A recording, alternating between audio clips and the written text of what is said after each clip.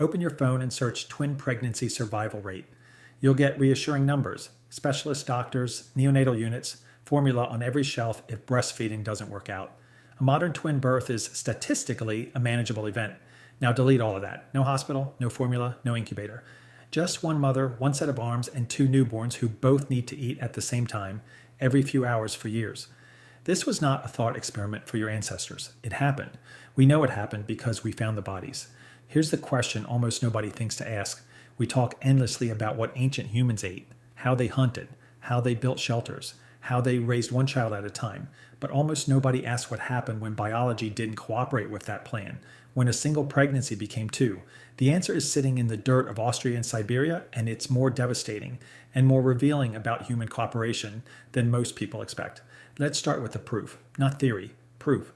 In 2005, archaeologists excavating a site called Kremsbachberg in Austria uncovered 3 infant burials beneath more than 5 meters of wind-blown sediment, dated to roughly 31,000 years ago.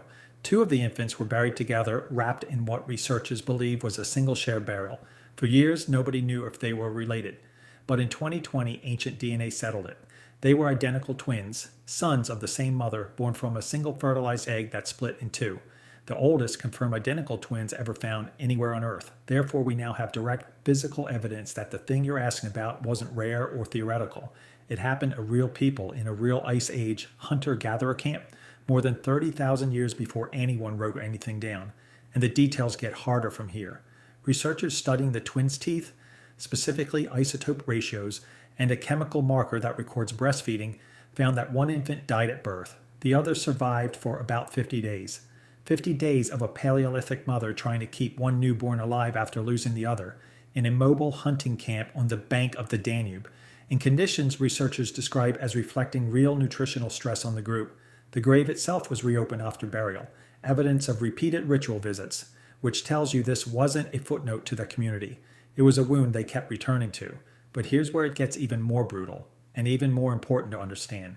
Roughly 7,000 to 8,000 years ago, in what is now Siberia, a young woman in her early 20s died during childbirth. Archaeologists found her skeleton with 2 full-term fetal skeletons still positioned in her pelvis. Obstructed labor. The twins were positioned wrong, neither could deliver, and all 3 died together.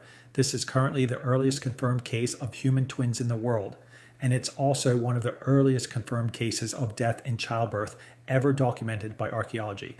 Researchers studying the case note plainly that maternal death from delivering twins was a real and recorded risk for prehistoric women, not a rare anomaly buried by statistics. So let's be honest about what twins actually meant before modern medicine. A single human birth was already among the most dangerous events in a person's life. Twins didn't double that risk. They compounded it because the human pelvis, the birth canal, and the entire reproductive system evolved around delivering one large brain infant at a time, not 2. And that was only the start of the problem, because surviving the birth meant immediately confronting the math of feeding 2 mouths with one body. Here's the actual physiology. Lactation costs a woman roughly 640 additional calories a day to feed a single infant exclusively, more than the extra energy demand of pregnancy itself. Twins effectively double the metabolic draw on a body that, in a hunter-gatherer context, was already burning enormous energy foraging, walking, and carrying. There was no formula to fall back on if supply ran short. There was only what the mother's body could physically produce, and what the group around her could provide to keep her fed enough to produce it. Modern researchers studying breastfeeding mothers of twins describe the management of this as a constant, almost mathematical negotiation.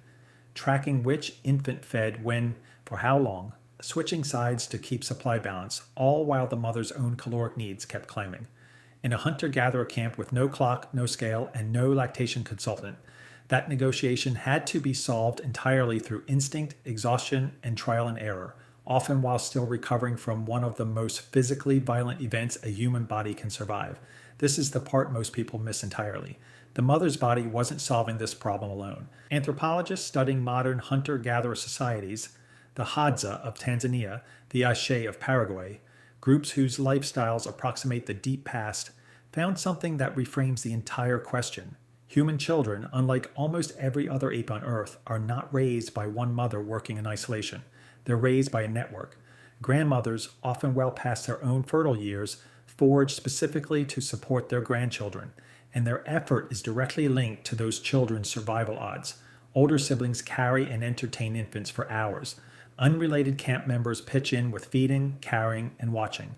Researchers call this cooperative breeding, and they argue it's one of the central reasons humans can afford to raise offspring as slow developing and expensive as ours, which means a mother with twins wasn't facing an impossible problem alone.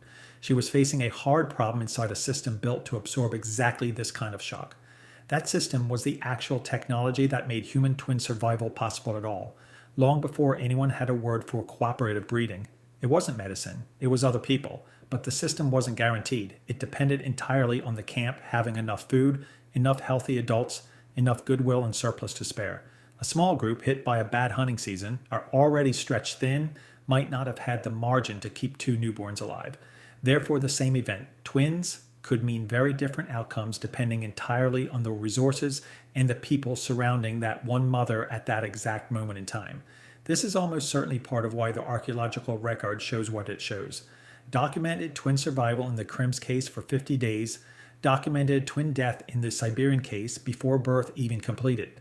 Not because one group cared more than the other, because biology and circumstance, not love, decided which stories ended in 50 days of a mother nursing one surviving son and which ended with 3 bodies in a single grave. Here's where the story stops being only about survival math and starts being about meaning. Because the rarity of twins didn't just create a physical burden, it created a cultural problem. A birth that defied the normal pattern demanded an explanation, and across an enormous range of cultures, with no contact with each other, people reached for 2 opposite ones. Some societies decided twins were dangerous, unnatural, a sign that something had gone wrong in the order of things, and in the most extreme cases, that belief led to the death of one or both infants, a practice anthropologists have documented across multiple regions and which researchers describe as fear-driven rather than cruelty for its own sake. But other cultures looked at the exact same biological event and reached the opposite conclusion entirely. Among the Yoruba people of West Africa, twins were not feared. They were revered as something close to sacred, an earthly doubling of a single divine spirit, with their own dedicated deity and their own formal names, marking which infant emerged first. When a twin died, families carved a small wooden figure to hold that child spirit, fed it, clothed it, and kept it as a permanent member of the household. The twin who lived continued a relationship with the twin who didn't indefinitely. One researcher studying this tradition notes plainly that the practice gave grieving parents a structured, ongoing way to process a loss that, statistically, happened often. Therefore, the same rare biological event, twins, produced 2 completely opposite human responses, depending entirely on the story a culture told itself about why it happened. One framework saw danger and responded with fear. Another saw divinity and responded with reverence. Neither response changed the underlying physical risk one bit. What it changed was how a community treated the mother and the children once the dice had already landed. That contrast tells you something important about a species that calls itself rational. The biology of twin birth didn't change at all across these cultures. The mortality risk to mother and infant was governed by the same pelvis, the same blood loss, the same metabolic demands everywhere on Earth. What changed completely was the meaning layered on top of that risk. And that meaning often decided whether a surviving twin was raised with joy or regarded with suspicion for the rest of their life. Go back to your search results. The reassuring statistics, the specialists, the formula on the shelf. None of that existed for the mother on the Danube 31,000 years ago, or the young woman in Siberia who died trying to deliver 2 children at once, or the countless mothers across history who delivered twins into a world that hadn't decided yet whether to call it a blessing or a warning. What those mothers had instead was whatever their specific community chose to believe, and whatever help that belief was willing to provide. The ones who survived because biology gave them a chance, and because enough people around them decided in that exact moment that 2 children were worth everything it took to keep them both alive.